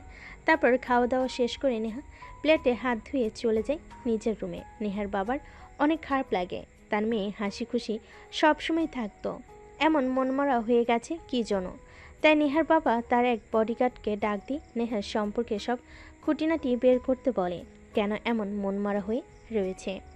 অন্যদিকে স্বাধীন নতুন কলেজে গিয়ে অনেক বন্ধু বান্ধবী হয়। তার সকলের সঙ্গে আনন্দে আনন্দে ক্লাস করতে লাগে। আগের মতো দুষ্টামি করে না, মনোযোগ দিয়ে ক্লাস করে। বাসায় আসে। এমনই একদিন স্বাধীন তার বাসার বাহিরে দাঁড়িয়ে রিক্সার জন্য অপেক্ষা করছিল। ঠিক তখনই নেহা সামনে দিয়ে যায়। স্বাধীনকে দাঁড়িয়ে থাকতে দেখে নেহা স্বাধীনের কাছে সে গাড়ি দাঁড় করিয়ে গ্লাস নামিয়ে বলে, আয় গাড়িতে উঠে বস। সেদিন মাথা নিচু করে গাড়ির মধ্যে নেহাকে দেখে অন্যদিকে তাকিয়ে থাকে। নেহার অনেক রাগ হতে লাগে, কিন্তু মিষ্টি সুরে স্বাধীনকে কি আবার ডাকে। দেখ, আমি এখানে সিন ক্রিয়েট করতে চাচ্ছি না, প্লিজ গাড়িতে উঠে বস। তোর সঙ্গে কিছু কথা বলার আছে আমার, একটু বোঝার চেষ্টা কর। বিশ্বাস কর, কথাটা বলেই আর তোকে কোনো বিরক্ত করবো না। আমি চিরতরে তোর লাইফ থেকে সরে যাব। তারপর স্বাধীন নেহার কথা শুনে গাড়িতে উঠে বসে। সামনের সিটে বসতে নেহা গাড়ি স্টার্ট দিয়ে একটা পার্কে চলে যায়। স্বাধীন বলতে লাগে, আপু, আমাকে এইখানে নিয়ে আসলেন কেন? কলেজে যেতে হবে আমাকে। একদিন ক্লাস না করলে কিছুই হবে না, কিন্তু তোকে এই কথাগুলো না বলতে পারলে বিশ্বাস কর অনেক খারাপ লাগছে আমার। তারপর নেহা আর স্বাধীন পার্কের ভিতরে গিয়ে একটা বেঞ্চিতে গিয়ে বসে পড়ে। দুজনের মধ্যে অনেকটা দূরত্ব, এই দূরত্ব থেকেও মনের দূরত্ব অনেক। ঠিক তখনই নেহা স্বাধীনের কাছে গিয়ে স্বাধীনের দুই হাত চেপে ধরে বলতে লাগে, দেখ, আমি জানি তুই আমাকে অনেক বাজে আর খারাপ মেয়ে হিসেবে চিনিস, কিন্তু বিশ্বাস কর আমি মোটেও অমন না। আর তুই ভাবছিস কলেজে যে তোকে মেরেছে ওর মধ্যে মেন ভিলেন হচ্ছে আমি, কিন্তু বিশ্বাস কর আমি কিছুই করিনি। ইভেন আমার তো তোর প্রতি কোনো ক্ষোভ নেই, কারণ আমি বুঝতে পেরেছি যে দোষটা আমারই ছিল। তোর জায়গায় ওখানে যে কোনো ছেলে থাকলে আমার সঙ্গে একই কাজ করতো। ও আচ্ছা, এই কথা তো এই কথা তা আগে বলবেন না? আমি কোনো কিছুই মনে করিনি, যা হবার তা হয়ে গেছে। আর একটা কথা, প্লিজ আমাকে ক্ষমা করে দিন ওই দিনের জন্য। আসলে নিজের ছিলাম না, আপনার সঙ্গে হুট করে ওইসব হয়ে গিয়েছে। ক্ষমা করে দিয়েন। আর হ্যাঁ, যদি পারেন তো অবশ্যই এইসব পোশাক না পরে বাঙালি মেয়েদের মতো 3 পিস আর পায়জামা পরবেন। এতে এতে আপনাকে অনেক ভালো লাগবে। দেখ, সত্যি করে বলছি, তোকে আমি ভালোবেসে ফেলেছি, অনেক অনেক ভালোবাসি, নিজের জীবনের থেকেও বেশি। তুই যদি কিভাবে আর কেন তোকে ভালোবেসে ফেলেছি সেটা আমি নিজেও জানি না। নেহার কথা শুনে স্বাধীন হাসতে লাগে। নেহা স্বাধীনের হাসির দিকে অপলক দৃষ্টিতে তাকিয়ে থাকে। একটু পর স্বাধীন হাসি থামিয়ে দিয়ে বলে, ও রিয়েলি? কোটিপতি বাবার একমাত্র মেয়ে, ও সরি নেতার একমাত্র মেয়ে আমার প্রেমে পড়েছেন? এটা আবার নতুন প্ল্যান বুঝি আমাকে মারার জন্য? আর মারতে হবে না। হ্যাঁ, আমি ভুল করেছি, আপনার কাছ থেকে ক্ষমা চাচ্ছি। তা যদি না মানেন, আমাকে যদি বলেন পুরো বাজারের সামনে আপনার পা জড়িয়ে ধরে মাপ চাইতে, সেটাও পারবো। কিন্তু এই আজে বাজে কথা বলবেন না আর আমাকে। নেহার কেন জানি অনেক রাগ হতে লাগে। রেখে স্বাধীনকে শক্ত করে জড়িয়ে ধরে। স্বাধীন অবাক হয়ে যায়, নিমিষে যেন পুতুলে রূপান্তর হয়। স্বাধীন নেহাকে ধাক্কা দিয়ে সরিয়ে দিয়ে বলে, ধ্যাত, বাজে একটা মেয়ে। আপনার মতো মেয়েকে কখনোই ভালোবাসা যায় না। নিজে ঠিক নেই, বাবার ঠিক নেই। স্বাধীনের বলা কথাগুলো শুনে নেহার অনেক রাগ উঠে যায়। নিজের রাগকে আর কন্ট্রোল করতে না পেরে স্বাধীনের গালে ঠাস ঠাস করে থাপ্পড় লাগিয়ে দিয়ে নিজের চোখগুলো হাত দিয়ে মুছে বলে, আমারই ভুল হয়েছে, তোর মতো একটা ছেলেকে ভালোবেসেছি যে কিনা মেয়ে দেখলেই হুমড়ি খেয়ে পড়ে, দেহের লালসা। আর আমাকে তুই বলছিস আমি বাজে মেয়ে? দেখ, ভালো হয়ে যা, চাই না তোর কারণে আর কোনো মেয়ের জীবনটা নষ্ট হোক। কথাটা বলে নেহা চলে আসতে যাবে। ঠিক তখনই মাথা ঘুরে পড়ে যেতে লাগে। স্বাধীন গিয়ে ধরে ফেলে। নেহা স্বাধীনকে ধাক্কা দিয়ে দূরে সরিয়ে দিয়ে বলে, একদম তুই আমাকে টাচ করবি না, আমি বাজে মেয়ে তাই না? স্বাধীনের কেন জানি নেহার বলা কথাগুলো তীরের মতো এসে মুখে বাঁধে। তারপর নেহাকে ছেড়ে দেয় না। স্বাধীন নেহাকে বেঞ্চের উপর বসিয়ে দেয়। তারপর দোকান থেকে পানির বোতল নিয়ে এসে নেহার দিকে এগিয়ে দেয়। নেহা পানির বোতল নিয়ে ঢক ঢক করে পানি খেতে লাগে। স্বাধীন এতক্ষণে নেহার দিকে ভালোভাবে তাকিয়ে দেখে। এখন তাকিয়ে দেখে নেহা আগের থেকে অনেকটা চেঞ্জ হয়ে গিয়েছে। চোখের নিচে কালি, বোধহয় অনেক রাত জাগে। দু চোখ লাল মনে হয়, অনেক কান্না করে। আমি ঠিক আছি, আর তুই চলে যেতে পারবি একা, নাকি আমি তোকে কলেজে নামিয়ে দিয়ে আসবো? আমি একাই যেতে পারবো, আর নিজের দিকে খেয়াল রাখবেন। কথাটা বলেই স্বাধীন পার্ক থেকে বের হয়ে রিক্সা নিয়ে কলেজে আর না গিয়ে বাসে চলে আসে। দরজায় কলিং বেল দিতেই স্বাধীনের মা এসে দরজা খুলে দেয়। স্বাধীনের দিকে ড্যাপ ড্যাপ করে তাকিয়ে থাকে। কিরে বাবা, কি হয়েছে? আজ এত তাড়াতাড়ি বাসায় চলে আসলে যে? কেন জানি আজকে কলেজ করতে একদমই ভালো লাগছিল না। বাবা, কি হয়েছে তোর? তোকে দেখছি দিন দিন কেমন জানি চেঞ্জ হয়ে যাচ্ছিস। আগের মতো হাসি খুশি নেই, সবসময় গোমরা মুখ করে থাকিস। বল, কি হয়েছে আমাদের? তাই বাসায় চলে এসেছি। আরে মা, কিছুই হয়নি, শুধু শুধু তোমরা আমাকে নিয়ে চিন্তা করছো। ভালো লাগছে না, রুমে গিয়ে একটা ঘুম দিলে ঠিক হয়ে যাব। তারপর স্বাধীন রুমে গিয়ে ফ্রেশ হয়ে পোশাক পরিবর্তন করে খাটের উপর শুয়ে ঘুমানোর চেষ্টা করে। উপরের দিকে ফ্যান ঘুরছিল, সেই দিকে তাকে অতীতে ঝাঁপ দেয়। দোস্ত, কখনো ভাবতেই পারিনি আবার আমাদের দুজনে এভাবে মিল হবে। শুধু শুধু তোর বাবা গিয়েছে দিনের জন্য, সিলেট গিয়েছিল। 2 বছর আমাদের মধ্যে দূরত্ব বেড়ে গিয়েছিল, দেখ আবার ঠিক হয়ে গিয়েছে। এক কলেজে আবার নতুন করে অধিপত্য শুরু হবে আমাদের। হ্যাঁ, ঠিক বলেছিস। আচ্ছা চল, এখানে আর না দাঁড়িয়ে থেকে কলেজের ভিতরে প্রবেশ করি। দাঁড়িয়ে দাঁড়িয়ে সিনিয়র মেয়েদের দেখি। মেয়েদের আমার অনেক ভালো লাগে। আপনারা হয়তো শুনলে অবাক হবেন, রাইটারেরও সিনিয়র মেয়ে অনেক পছন্দ।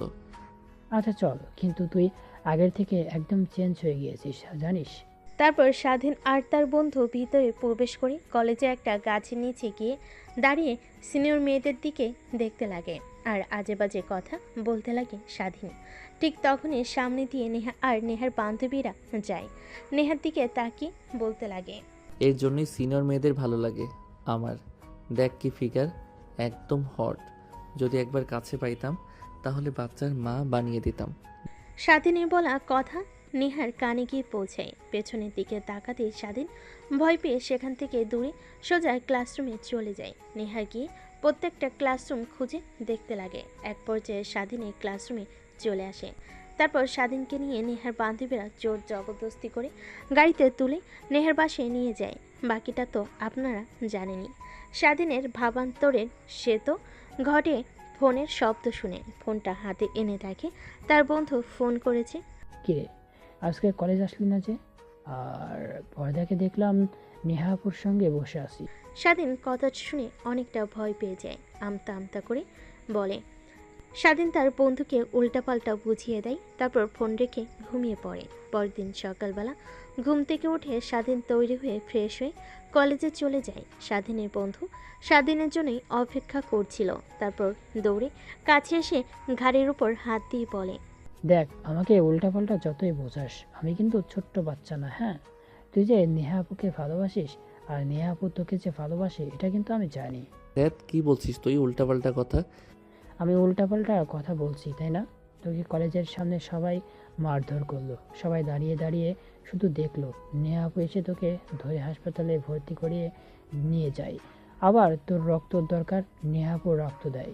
নেহা আপুকে দেখে বুঝতেই পারিনি তোকে নিয়ে অনেক চিন্তিত সে। একটা মেয়ে কখনোই আর একটা ছেলেকে নিয়ে এতটা সিরিয়াস হয় না যতটা কিনা নেহা আপুকে দেখেছি। তখনই বুঝতে পেরেছি তোদের মধ্যে কোনো চক্কর আছে। তখনই শিওর হয়ে আবার যখন নেহা আপু আমার কাছে দৌড়ে এসে তোর খোঁজ নিতে লাগে। আচ্ছা, তোদের মধ্যে কি কিছু হয়েছে? তোর এই অভ্যাসটা যাবে না একদমই। বেশি বেশি বোঝার আরে কিছু নেই। উনি আমার সিনিয়র। আসলে আসলে আসলে আসলে আর বলতে হবে না। ঠিক তখনই ক্লাসের স্যার চলে আসে। তারপর স্বাধীন আর তার বন্ধু মনোযোগ দিয়ে ক্লাস করতে লাগে। স্বাধীন আনমনে ভাবতে লাগে, তাহলে নেহা যা বলেছে ঠিকই বলেছে। আসলে ওই কথাগুলো আমাকে ইচ্ছে করে মেরেছে, তার ওর মধ্যে কোনো হাত নেই। আর সেদিন যেভাবে বলল আমাকে নিয়ে অনেক সিরিয়াস মনে হয়। নেহা আসলেই আমাকে অনেক ভালোবেসে ফেলেছে। আমার উচিত হয়নি তাকে এতটা অবহেলা করার। দেখা হলে ক্ষমা চেয়ে নিব, কিন্তু আমি কেন নেহাপুকে মনের কথা বলতে গিয়েও বলতে পারলাম না যে আমিও আপনাকে অনেক ভালোবাসি। স্বাধীনের বন্ধু স্বাধীনকে ভাবতে দেখে গায়ে হাত দেয়। স্বাধীনের ভাবনার সেদ ঘটে। তারপর স্বাধীন মনোযোগ দিয়ে ক্লাস করতে লাগে। দেখতে দেখতে ক্লাস শেষ হয়ে যায়। কলেজ ছুটি হলে স্বাধীন সোজা বাসে চলে আসে। রুমে গিয়ে দরজা আটকে ওয়াশরুমে চলে যায়। শাওয়ার ছেড়ে নেহাকে নিয়ে ভাবতে লাগে। আমার উচিত ছিল তার কথাগুলো ভাবা। নেহা আমাকে এতটা ভালোবাসে আর আমি প্রতিনিয়ত অবহেলা করে দিয়েছি। আমাকে নিয়ে ভাবতে ভাবতে নিজের কি বেহাল দশা করে ফেলেছে। চোখের নিচ দিয়ে কালি পড়ে গিয়েছে। কতগুলো ভাবতে ভাবতে স্বাধীন গোসল করে বাইরে চলে আসে। তারপর ফোন হাতে নিয়ে নেহাকে ব্লক ছাড়িয়ে মেসেজ করতে লাগে। দেখে নেহা তাকে ব্লক করে রেখেছে। অনেক রাগ হতে লাগে। নিজের রাগের কারণে আজ এই দশা। তাই রেগে ফোনটা ফ্লোরে আসা মারে। ঠিক তখনই স্বাধীন মা হাতে খাবারের প্লেট নিয়ে স্বাধীনের রুমে প্রবেশ করে। ফোন আসা দিতে দেখে স্বাধীন মা স্বাধীনের পাশে বসে মাথায় হাত বুলিয়ে দিতে দিতে বলে, দেখ বাবা, জানি না তোর কি হয়েছে, কিন্তু একটা কথা মনে রাখবি যে কখনো হাল ছাড়বি না, আর কখনো এমন কিছু করবি না যার জন্য সারা জীবন পস্তাতে হয়। কথাটা বলে স্বাধীন মা রুম থেকে চলে যায়। স্বাধীন খাবার খেয়ে হাত ধুয়ে খাটের উপর শুয়ে থেকে ঘুমানোর চেষ্টা করে। অন্যদিকে নেহা তার বাবার সঙ্গে খাবার টেবিলে বসে খাবার খাচ্ছিল। ঠিক তখনই বমি বমি ফিল হয়। দৌড়ে খাবার টেবিল থেকে উঠে বেসিনে চলে যায়। তারপর বমি করতে লাগে। নেহার বাবা মেয়ের এই হাল দেখে দৌড়ে নেহার কাছে আসে। তারপর মাথায় হাত বুলিয়ে দিয়ে বলতে লাগে, মা, তোর কি হয়েছে হঠাৎ এভাবে বমি করছিস? বাবা জানি না, কিন্তু বেশ কিছুদিন হলো খাবারের পর অনেক বমি হয়। আমার মাথা ঘুরে পড়ে যেতে নেই, সব সময় চোখ আধার দেয়, কিছুই বুঝতে পারছি না বাবা। কথাটা বলেই নেহা অজ্ঞান হয়ে পড়ে যেতে নেই। এখানে তার বাবা ধরে ফেলে। বাসার কাজের লোকরা এসে নেহাকে ধরাধরি করে তার রুমে নিয়ে যায়। নেহার বাবা চিন্তা করতে লাগে মেয়ের এই বেহাল দশা দেখে। তারপর তার ডাক্তার বন্ধুকে ফোন করে বাসে আসার জন্য বলে। একটু পর ডাক্তার বাসে চলে আসে। নেহাকে ভালোভাবে পর্যবেক্ষণ করে অনেক চিন্তিত হয়ে রুম থেকে বের হয়ে আসে। নেহার বাবা ডাক্তারকে চিন্তিত দেখে বলতে লাগে, কি রে, কি হয়েছে? সব কিছু ঠিক আছে তো? আমার মেয়ে সুস্থ আছে তো? হ্যাঁ, ঠিক আছে, কিন্তু নেহা মামনিকে দেখে যতটুকু বুঝতে পারলাম, নেহা মামনি প্রেগনেন্ট, আর এর কারণেই খাবার খাওয়ার পর বমি করছে। আর প্রেগন্যান্সি অবস্থায় চিন্তা করলে এরকম হাল হয়। মাঝে মাঝে অজ্ঞান হয়ে পড়া, চোখ আধার দেওয়া, চিন্তা করিস না। আর মেয়েকে কখন বিয়ে দিলি কিছুই তো জানতে পারলাম না। কি বলছিস তুই? তোর কিছু একটা ভুল হচ্ছে। নেহার তো বিয়েই হয়নি, তাহলে পেটে বাচ্চা কি করে আসবে? নেহার বাবার কথা শুনে ডাক্তার ভুরকুচকে নেহার বাবার দিকে তাকিয়ে বলে, দেখ, আজ পর্যন্ত আমার রিপোর্ট কখনো ভুল হয়নি। আর নেহা মামনিকে দেখে আমি এটাই বুঝতে পারছি আজকালকার মেয়েদের যে কি হয়। আর কালকে তুই একবার হসপিটালে নিয়ে আসিস, আমি ভালোভাবে পরীক্ষা করে দেখতে চাই। কথাটা বলেই ডাক্তার চলে যায়। নেহার বাবা চিন্তিত হয়ে সোফায় গিয়ে বসে পড়ে। কি বলল ডাক্তার? নেহা প্রেগনেন্ট মানে? এসব ভাবতে লাগে আর অনেক রাগ হতে লাগে। যদি বাইরে সবাই জানতে পারে নেহা প্রেগনেন্ট, তাহলে লোক সমাজে আর মুখ দেখাতে পারবে না। এসবই ভাবতে লাগে। নেহার জ্ঞান ফিরে আসার অপেক্ষা করতে লাগে। ঠিক তখনই নেহার বাবার মনে পড়ে নেহার বান্ধবীদের কথা। নেহার সত্যি কথা না বলেও নেহার বান্ধবীরা তাকে ঠিক সত্য কথা বলবে। তাই পকেট থেকে ফোন বের করে নেহার বান্ধবীকে ফোন করে বাসায় আসতে বলে। একটু পরে নেহার সকল বান্ধবীরা বাসে আসে। বসার রুম দিয়ে নেহার রুমের দিকে যাচ্ছিল। ঠিক তখনই নেহার বাবা ডাক দেয়। সবাই গিয়ে বসে পড়ে। তারপর নেহার বাবা বলতে লাগে, দেখো মা, তোমরা আমার মেয়ের মতোই। প্লিজ, তোমরা আমার কাছে কেউ মিথ্যা কথা বলবে না। না আঙ্কেল, বলুন নির্দ্বিধায়, আপনাকে যা সত্যি তাই বলবো। নেহার বাবা স্বস্তির একটা নিঃশ্বাস ফেলে গম্ভীর কণ্ঠে বলতে লাগে, নেহা প্রেগনেন্ট। কি? নেহা প্রেগনেন্ট মানে? হ্যাঁ, নেহা প্রেগনেন্ট। আজ খাবার টেবিলে আমার সঙ্গে বসে খাবার খাচ্ছিল। ঠিক তখনই দৌড়ে খাবার টেবিল থেকে উঠে বেসরে গিয়ে বমি করতে লাগে। আমার সঙ্গে কথা বলতে বলতে অজ্ঞান হয়ে পড়ে। তারপর বাসার কাছের লোকদের নিয়ে রুমে নিয়ে যাই, ডাক্তারকে ফোন করে আসার জন্য বলি। ডাক্তার ভালোভাবে দেখে বলে নেহা প্রেগনেন্ট। প্লিজ মা, তোমরা আমার কাছ থেকে কিছু লুকিও না, যা সত্যি তা বলো নির্দ্বিধায়। তারপর নেহার বান্ধবীরা নেহার বাবাকে শুরু থেকে শেষ পর্যন্ত বলে যে কিভাবে নেহা প্রেগনেন্ট হলো। নেহার বাবা কথাগুলো শুনে অনেক রাগ হতে লাগে। রেগে বলতে লাগে, ওই ছোট লোকের বাচ্চার খবর আছে। আমার মেয়ের দিকে তাকানো ওই কুত্তার বাচ্চার আর ওর পরিবারকে একদম ধুলোয় মিশিয়ে দিব আমি। প্লিজ আঙ্কেল, উত্তেজিত হবেন না। দেখুন, ওইখানে স্বাধীনের কোনো দোষ নেই, সব দোষ নেহার। নেহা জোর করে কলেজ থেকে স্বাধীনকে উঠিয়ে বাড়িতে নিয়ে আসে। তারপর ভয় দেখাতে লাগে, কিন্তু স্বাধীনকে ভয় দেখাতে গিয়ে নিজেই এই অবস্থা হবে নেহা কখনো ভাবতেও পারেনি। নেহার বাবাকে নেহার বান্ধবীরা ভালোভাবে বোঝাতে লাগে। নেহার বাবা বুঝতে পারে যে স্বাধীন ছেলেটার কোনো দোষ নেই, সব দোষ নেহার। তাই নেহার বান্ধবীদেরকে প্রশ্ন করে, আচ্ছা, তুমি কি ওই ছেলেটার বাসার অ্যাড্রেস জানো? না আঙ্কেল, জানি না। প্লাস বেশ কিছুদিন ধরে স্বাধীনকে কলেজে দেখতে পাচ্ছি না। কলেজে মারামারি হয়েছিল, সকল ছেলেদের স্বাধীনকে অনেক মেরে এরপর থেকে কলেজে আসে না। হয়তোবা অন্য কোনো কলেজে ভর্তি হয়েছে কিংবা শহর ছেড়ে চলে গিয়েছে, দেখছি না। শুধু এইটুকুই জানি, নাম স্বাধীন। এইটুকু হলেই চলবে। আর তোমরা কেউ জানো নেহাকে বলো না যে ও প্রেগনেন্ট। ফিরলে ওর সঙ্গে সবাই হাসিমুখে কথা বলবে, ওকে যেন কিছু বুঝতে দিও না। ঠিক আছে আঙ্কেল। তারপর নেহার বাবা সেখান থেকে বের হয়ে যায়। বডিগার্ডকে সারাদিনে ইনফরমেশন বের করতে বলেন। কোন দিক দিয়ে নেহার বান্ধবীরা সবাই নেহার রুমে চলে যায়। দেখে নেহা খাটের উপর শুয়ে আছে। রুমের মধ্যে কারোর উপস্থিতিতে টের পেয়ে নেহা তাকায়, দেখে তার বান্ধবীরা। তারপর আদর্শ হয়ে নেহা তার বান্ধবীদের সঙ্গে কথা বলতে লাগে। কে তোরা? তাও আবার সবাই একসাথে? আরে না, কিছুই হয়নি। আঙ্কেল ফোন করেছিল, বলল তুই অজ্ঞান হয়ে গেছিস হঠাৎ করে, তাই এসেছি তোকে দেখার জন্য। তা কি হয়েছে তোর? কিছু হয়নি, তোরা এসেছিস ভালো হয়েছে, অনেকদিন পর আড্ডা দিতে পারবো। রাখ সেই সকল কথা। আঙ্কেল বলল তুই ঠিকমতো খাওয়া দাওয়া করিস না, সবসময় চিন্তিত হয়ে থাকিস, আগের মতো চঞ্চল নোস। কি হয়েছে তোর, আমাদেরকে খুলে বল। তাহলে শোন, আমি স্বাধীনকে অনেক ভালোবেসে ফেলেছি। স্বাধীনকে বোঝাতে পারছি যে কতটা ভালোবাসি। ওকে যতবার গিয়েছি ততবার অবহেলা করে, আর প্রত্যেকবার আমাকে ভুল বুঝে গিয়েছে। আমি নাকি ছেলেদের নিয়ে ওকে মেরেছি। কলেজে বারবার শুধু একটা কথাই বলে চলেছে। আমি অনেকবার বোঝানোর চেষ্টা করেছি, কিন্তু আমার কথা একদমই বোঝার চেষ্টা করছে না। কি করব এখন কিছুই মাথায় আসছে না। ও আচ্ছা, তাহলে এই ব্যাপার। আপনি আপনার রাজাকে নিয়ে টেনশন করে নিজের এই হাল করে ফেলেছেন। একবার আয়নার দিকে তাকা, নিজের কি হাল করেছিস। চোখে নিচ দিয়ে কালি, ঠিকমতো ঘুমাস না, ঠিকমতো খাওয়া দাওয়া না করে শরীরের কি হাল করেছিস। নেহা তার বান্ধবীদের জড়াজড়িতে এক পর্যায়ে উপরের দিকে তাকিয়ে গম্ভীর একটা নিঃশ্বাস ফেলে বলতে লাগে।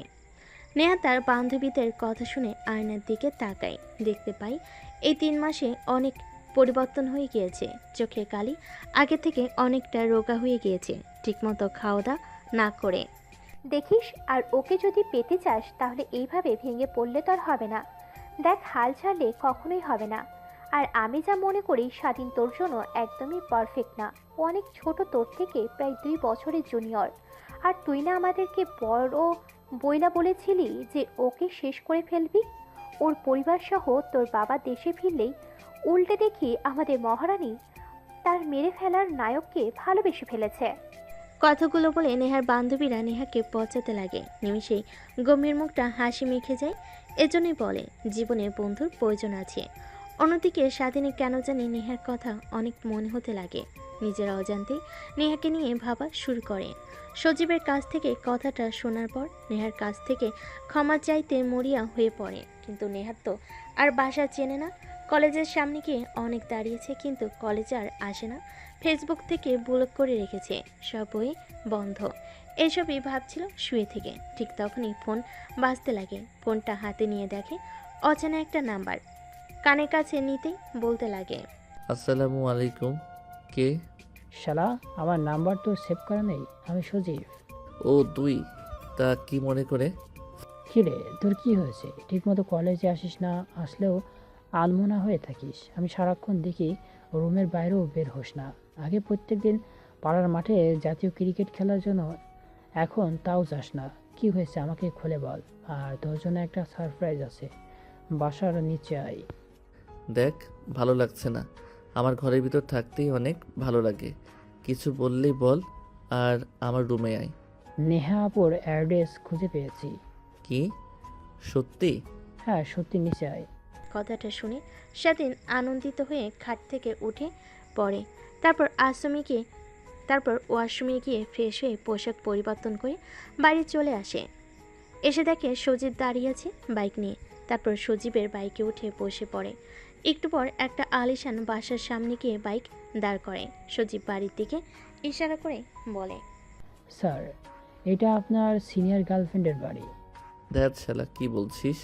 তুই গার্লফ্রেন্ড মানে আমার সিনিয়র আপু হয়? বলে যাস না তুই কিন্তু নেহা।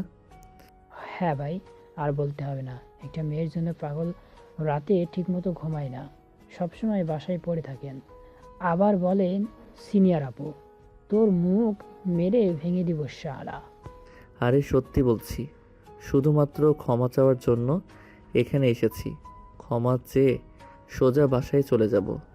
তারপর স্বাধীন আর তার বন্ধু বাসার নিচে দাঁড়িয়ে বোঝার চেষ্টা করে কোনটা নেহার রুম। কিন্তু আলিশান বাড়ি, অনেকগুলো রুমের মধ্যে কিভাবে বুঝতে পারবে যে কোনটা নেহার রুম? এভাবে অনেকটা সময় পার হয়ে যায়, কিন্তু নেহার দেখা পায় না। আরে শালা হয়েছে তোর, বসে থাকতে থাকতে তোর মশার রক্ত খেয়ে পুড়িয়ে ফেলবে। এখন তো অন্তত চল, মনে হয় নেহা বাসায় নেই। আমার কেন জানি মনে হচ্ছে নেহা বাসায় আছে, আর একটু পরে বেলকনিতে আসবে। হ্যাঁ ভাই, আপনি তো জ্ঞানী, আপনি ভবিষ্যতও জানেন, তাই না? ভবিষ্যৎবাণী করেন আর ভাব থাকেন যে নেহা ঠিক আসবে। চললাম, বসে থেকে মশার কামড় খেতে পারবো না আর। এতক্ষণ দাঁড়িয়ে থাকলি, আর একটু দাঁড়িয়ে থাক প্লিজ। দেখ, যা করার তাড়াতাড়ি কর। তুই নিজেও তো বললি যে ভালোবাসিস না, তারপর আবার তাকে দেখার জন্য এখানে অপেক্ষা করছিস। আর তুই কি ভাবছিস এখান থেকে নেহাকে ডাকলে ওই বেলকনিগুলো থেকে ভাবছিস তোর ডাক শুনতে পাবে? বলদ কোথাকার, বললেই পারিস যে অনেকদিন হলো নেহাপুকে দেখিস না, দেখার জন্য এসেছিস তুই। ঠিক আছে ভাই, আমি নেহাকে ভালোবাসি আর ওকে দেখার জন্য এসেছি। এবার তো অন্তত চুপ করো। তারপর স্বাধীন আর স্বাধীনের বন্ধু নিচে দাঁড়িয়ে থেকে অপেক্ষা করতে লাগে। একটু পর নেহা বেলকনিতে আসে কফির মগ হাতে নিয়ে ফ্রেশ হওয়ার জন্য। অনেকদিন পর তার বান্ধবীদের সঙ্গে আড্ডা দিয়ে কেন জানি অনেক ভালো লাগছে। কফি নিয়ে বেলকনিতে দাঁড়িয়ে প্রাকৃতিক মনোরম পরিবেশ উপভোগ করতে লাগে। অন্যদিকে স্বাধীন নেহাকে বেলকনিতে আসতে দেখে তার মুখের আচমকায় হাসি রেখা টানে। সে ভালো করে জানে এখান থেকে নেহাকে ডাকলে কখনো শুনতে পারবে না। তারপর বিধা ডাকতে লাগে। আরে ভাই, মারবি নাকি তুই? ভুলে যাস না, নেহার বাবা এখানকার নেতা, আশেপাশে তার অনেক বডিগার্ড ঘোরাফেরা করে। যদি কেউ দেখতে পাই যে এখানে দাঁড়িয়ে থেকে নেহা নেহা বলে রাখছিস, তোকে তো মারবে, সঙ্গে আমাকেও মেরে ফেলবে। ভাই, এবার অন্তত চুপ কর। তারপর স্বাধীন চুপ হয়ে যায়। নেহা যতক্ষণ বেলকনিতে দাঁড়িয়েছিল ততক্ষণ মন ভরে দেখে নেয়। চলে যেতে গাড়ি করে স্বাধীন বাসায় চলে আসে। রাতে নেহাকে নিয়ে অনেক কল্পনা করতে লাগে যে সে নেহাকে ভালোবেসে ফেলেছে। যেভাবে হোক সরি বলে নেহাকে আপন করে নিতে হবে। ভাবতে ভাবতে স্বাধীন ঘুমিয়ে পড়ে। অন্যদিকে নেহার বাবা স্বাধীনের সম্পর্কে সব কিছু পেয়ে যায়। পরদিন সকাল হতে স্বাধীন যখন কলেজে চলে যায়, নেহার বাবা স্বাধীনদের বাসায় আসে। তারপর স্বাধীনের বাবা মার সঙ্গে কথা বলতে লাগে। স্বাধীনের মা বাবা ছেলের এরকম কাণ্ড দেখে অবাক হয়ে যায়। তারা নিজেরাই বিশ্বাস করতে পারে না, কিন্তু এত বড় একটা নেতা প্লাস বিজনেসম্যান তাদের বাসায় এসে কথাটা বলেছে, অবশ্যই সত্যি হবে। আর তারপর তারা নিজেদের মধ্যে আরও কিছু কথা বলে একটা সিদ্ধান্ত নেয়। এভাবে পেরিয়ে যায় দিনটা। রাতের বেলা নেহা খাবার টেবিলে বসে ফ্রুটস খাচ্ছিল। ঠিক তখনই পাশ থেকে নেহার বাবা বলতে লাগে, মারে, আমি তোর বিয়ে ঠিক করেছি আমার বন্ধুর ছেলের সঙ্গে। কথা দিয়ে এসেছি আমি, আগামী শুক্রবার তোর বিয়ে। হাতে মাত্র 2টা দিন, আর বিয়েটা পারিবারিকভাবে হবে। আর তোর বান্ধবীদেরকে আসতে বলিস। নেহা তার বাবার কথা শুনে অবাক হয়ে যায়। কি বলছে তার বাবা? হাত থেকে কাটা ফল পড়ে যায়। ড্যাব ড্যাব করে নেহা তার বাবার দিকে তাকিয়ে থাকে। বাবা, কি বলছো তুমি? তোমার মাথা ঠিক আছে? আমি তাও আবার বিয়ে করব? অসম্ভব, এখন পারবো না। আমি কথা দিয়ে এসেছি, আর তুই ভালো করে জানিস আমি কখনোই আমার কথা নড়চড় করি না, এখনো করব না। কিন্তু বাবা, আমি লেখাপড়া করছি, এই সময়ে বিয়ে, আর আমি অনেক বড় হওয়ার ইচ্ছে আছে বাবা, তুমি আমাকে বিয়ে দিও না আর। দেখ, তোর কাছ থেকে কোনো কথা শুনতে চাচ্ছি না আমি।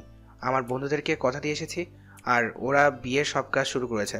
তুই যদি বিয়ে না করিস তাহলে তুই আমার মরা মুখ দেখবি, এই কথাটাই বলে দিলাম। কথাটা বলেই নেহার বাবা খাবার টেবিল থেকে উঠে চলে যায়। নেহা অঝরে কান্না করতে থাকে। বারবার স্বাধীনের কথা কেন জানি মনে হতে লাগে। ঘরে গিয়ে দরজা আটকে দিয়ে কান্না করতে লাগে।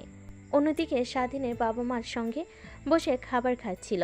এমন সময় স্বাধীনের বাবা বলতে লাগে, বাবা, আমি আর তোর মা একটা ডিসিশন নিয়েছি, ঠিক করেছি। তুই বাসায় থাকিস না ঠিক মতো, বাসায় আসলে রুমে থাকিস সারাক্ষণ। তোর মা একা, আমিও অফিসে চলে যাই, তাই আমি আর তোর মা সিদ্ধান্ত নিয়েছি তোকে বিয়ে দেব আমার এক বন্ধুর মেয়ের সঙ্গে। আর কোথাও দিয়ে এসেছি, আগামী শুক্রবার তোর বিয়ে। বাবা কি বলছো তুমি? মাথা ঠিক আছে? সবেমাত্র কলেজে উঠেছি আমি, আর আমার বিয়ে দেবে মানে? আর কে আমার মতো একটা ছেলেকে তার মেয়ের হাত তুলে দেবে? আর আমি বিয়ে করতে পারবো না তোমাকে, সাফ বলে দিলাম। আমি দেখ, কথা দিয়ে এসেছি আমি আমার বন্ধুকে, আমি আমার এক কথা একদম নড়চড় করতে পারবো না। বাকিটা তোর ইচ্ছা। তুই যদি বিয়ে না করিস তাহলে আমার আর তোর মায়ের মরা মুখ দেখবি, এই বলে দিলাম। কথাটা বলে স্বাধীনের মা আর বাবা চলে যায় খাবার টেবিল থেকে। স্বাধীনের অনেক খারাপ লাগতে লাগে। তার মা বাবার উপরে খাবার না খেয়ে হাত ধুয়ে রুমে চলে আসে। ভাবতে লাগে নেহার কথা। কি করবে সে? তার বাবা মাকে কি বলে নেহার কথা যদি বলে, তারা তো আর মেনে নিতে পারবে না। আর নেহার বাবা কি কখনো মানতে পারবে? আমি সামান্য একটা ছেলে, আর তারা কোটিপতি। আর নেহাকে গিয়ে এখন কথাটা বলে নেহা যদি না মেনে নেয়, তখন কি হবে? নাকি বাবা মার কথাই রাখবে? এইসবই ভাবতে লাগে স্বাধীন। দোটানার মধ্যে পড়ে যায়। কি করবে কিছুই বুঝতে পারে না। পরদিন সকালবেলা নেহা ঘুম থেকে উঠে কেন জানি নেহার মনে হয় যে তার মধ্যে আরও একটি প্রাণ জন্ম নিচ্ছে। তারপরে একটা কাজের মেয়েকে ডাক দিয়ে নিয়ে আসে নেহা। তার হাতে কিছু টাকা দিয়ে প্রেগনেন্সি কিট কিনে নিয়ে আসতে বলে। এটা দেখে কাজের মেয়ে নেহার দিকে ড্যাব ড্যাব করে তাকিয়ে থাকে। কি ব্যাপার আপা, আপনি এটা দিয়ে কি করবেন? দরকার আছে, আর এই নে কিছু টাকা। চুপ, কাউকে কিছু বলবি না। আর যদি কাউকে কিছু বলিস তাহলে তোকে এই বাড়ি থেকে বের করে দেবো কাছ থেকে। ঠিক আছে আপামনি, কাউকে বলবো না। তারপর কাজের মেয়েটা বাড়ি থেকে বের হয়ে যায়। ফার্মেসি থেকে প্রেগনেন্সি কিট কিনে নিয়ে আসে। তারপর নেহা প্রেগনেন্সি টেস্ট করতে অবাক হয়ে যায়। ফ্লোরে বসে অযোধ্যারে কান্না করতে লাগে। এখন কি হবে? বাবাকে গিয়ে কথাটা বললে বাবা তো আমাকে মেরে ফেলবে। কি করবে এখন? কথাটা ভাবতেছিল আর কান্না করতেছিল। নেহার বাবা খাবার টেবিলে এসে নেহাকে দেখতে পায় না। তারপর কাজের মেয়েকে ডাক দিয়ে বলে, নিহামা কি এখনো ঘুম থেকে ওঠেনি? এত বেলা হয়ে গেছে, যা তো ওকে ডেকে নিয়ে আয়। স্যার, নেহা আপামনি তো অনেক সকালেই উঠেছে, দরজা লাগিয়ে রেখেছে। অনেক ডাকাডাকি করছি কিন্তু খুলছে না। কি, দরজা খুলছে না? আর তুই আমাকে এখন বলছিস? কথাটা বলে নেহার বাবা দৌড়ে নেহার রুমের সামনে চলে যায়। তারপর দরজায় নক করতে লাগে, কিন্তু দরজা খুলে না। নেহার বাবা অনেক ডাকাডাকি করতে লাগে। নেহা নিজেকে সামলে নেয়। ওয়াশরুম গিয়ে মুখ ধুয়ে দরজা খুলে দেয়। নেহার বাবা রুমে প্রবেশ করে নেহাকে জড়িয়ে ধরে কান্না করতে লাগে। মারে প্লিজ, আমাকে তুই ভুল বুঝিস না। আমি যা করছি তোর ভালোর জন্যই করছি। বাবা, তোমাকে একটা কথা বলার আছে আমার। হ্যাঁ মা, বল। তারপর নেহার বাবা সোফায় বসে পড়ে। নেহা তার বাবার পায়ের কাছে বসে পা জড়িয়ে ধরে কান্না করতে করতে বলে, বাবা, একজনকে আমি অনেক ভালোবাসি, আর তুমি হয়তো জানলে অবাক হবে যে তার সন্তান আমার পেটে। কথাটা বলে নেহা চুপ হয়ে যায়। কারণ সে জানে তার বাবা এখন তাকে অনেক বকাবকি করবে। কিন্তু তার বাবার কোনো রেসপন্স না দেখে মুখ তুলে তাকায়। বাবা, আমি তাকে ছাড়া বাঁচবো না। প্লিজ তুমি তোমার বন্ধুর সঙ্গে বিয়ে দিও না আমাকে। নেহার কথা শুনে নেহার বাবা হা হা করে হাসতে লাগে। নেহা তার বাবার হাসি দেখে অবাক হয়ে যায়। কি ব্যাপার, তুমি হাসছো কেন বাবা? আচ্ছা, ছেলেটার নাম কি স্বাধীন? হ্যাঁ, বাট তুমি জানো কি করে? আজ পর্যন্ত তুই আমার কাছ থেকে যা চেয়েছিস তাই পেয়েছিস। কখনো তোর হাসি মাখা মুখ দেখার জন্য অনেক কিছু করেছি। তুই গোমরা মুখ হয়ে বসে থাকিস, ঠিকমতো খাওয়া দাওয়া করিস না, আর ভেবেছিস আমি ঠিক থাকবো। তোর এই গোমরা মুখ চিন্তিত মুখ দেখে থাকার পেছনের সব কারণ খুঁজে বের করেছি। আর পাগলি মেয়ে একটা, আমি তোর স্বাধীনের সঙ্গে বিয়ে ঠিক করেছি। কিন্তু তুমি যে বললে তোমার বন্ধুর ছেলে। আরে ওটা তো তোকে এমনি বলেছি। নেহা তার বাবার মুখ থেকে এরকম কথা শুনে অবাক হয়ে যায়। নিমিষে হাসি রেখা তার মুখে টেনে নেহা তার বাবাকে শক্ত করে জড়িয়ে ধরে। অন্যদিকে স্বাধীন তার বাবা মাকে অনেক করে বোঝানোর চেষ্টা করে, কিন্তু পায় না। নেহাকে নিয়েও ভাবতে লাগে। বুঝতে পারে নেহা তার কপালে নেই, তাই সে বিয়েতে রাজি হয়ে যায়।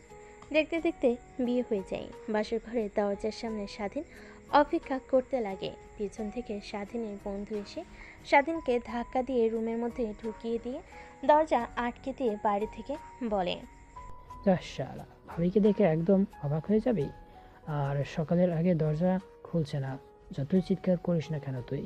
কথাটা বলে স্বাধীনের বন্ধু চলে যায়। স্বাধীন গুটিসুটি পায়ে সামনের দিকে এগিয়ে যেতে লাগে। নেহা এসে স্বাধীনের পাশ হয়ে সালাম করে। স্বাধীন নেহার কাছ থেকে অনেকখানি দূরে দাঁড়িয়ে বলতে লাগে, দেখুন, এই বিয়েতে আমার কোনো মত নেই। মা বাবা আমাকে জোর করে বিয়ে দিয়েছে আপনার সঙ্গে। প্লিজ আমার কাছ থেকে কখনো স্বামীর অধিকার আশা করবেন না। আর হ্যাঁ, আমি অন্য আরেকজনকে ভালোবাসি। কথাটা শুনে নেহা রেগে যায়। ঘুমটা সরিয়ে স্বাধীনের দিকে তাকায়। স্বাধীন মাথা উঁচু করে নেহাকে দেখতে পেয়ে অনেকটা অবাক হয়ে যায়। নেহা দৌড়ে স্বাধীনের কাছে আসে, কলার চেপে ধরে বলতে লাগে, কুত্তার বাচ্চা, আর কয়টা মেয়ের জীবন নিয়ে খেলা করবি তুই? হ্যাঁ নেহা আপু তুমি? হ্যাঁ আমি। আর কাকে ভেবেছিলি তুই? তুই ভেবেছিস কি আমাকে ছেড়ে অন্য কাউকে বিয়ে করবি আর আমি তাকিয়ে তাকিয়ে দেখবো? আপু প্লিজ, কলার ছাড়ো। বিবাহিত স্বামীর কলার কেউ এভাবে ধরে নাকি? স্বাধীনকে আর কোনো কথা বলতে না দিয়ে নেহা স্বাধীনের ঠোঁটের সঙ্গে নিজের ঠোঁট মিশিয়ে নেয়। প্রায় 5 মিনিট পর স্বাধীনকে ছেড়ে দেয়। স্বাধীন অবাক হয়ে যায়। আপু, আমার মতো বাচ্চা ছেলের সঙ্গে তুমি এই কাজটা করতে ঠিক পারলে? স্বাধীনের কাছ থেকে আপু ডাক শুনে নেহা স্বাধীনের গালে ঠাস ঠাস করে থাপ্পড় লাগিয়ে দেয়। স্বাধীন ভাইবা চাকা খেয়ে দুগাল চেপে ধরে বলে, আপু কাকে বলছিস? হ্যাঁ আপু না, বউ বলে ডাকবি, না হলে আর কিছুদিন পর বাবুর বাবা হবি। এখনো ছোট বাচ্চা আছিস তুই। কি? হ্যাঁ, ওই দিন যে তুই আমার সঙ্গে ওটা করেছিলি, এরপর আমার পেটে বাচ্চা চলে আসে। কি বলো তুমি? এটা যদি আমার মা বাবা জানতে পারে তাহলে আমাকে তো শেষ করে ফেলবে। সবাই জানে। এইবার আয়, কতদিন ধরে তোকে মন ভরে দেখি না। কথাটা বলে নেহা স্বাধীনকে শক্ত করে জড়িয়ে ধরে, তারপর খাটের উপর ফেলে দেয়। দুজনই হারিয়ে যেতে লাগে এক ভালোবাসার অতল গভীরে। ওইদিকে আমাদের আর না গেলেও চলবে। যদি যেতে চান তাহলে বিয়ে করুন।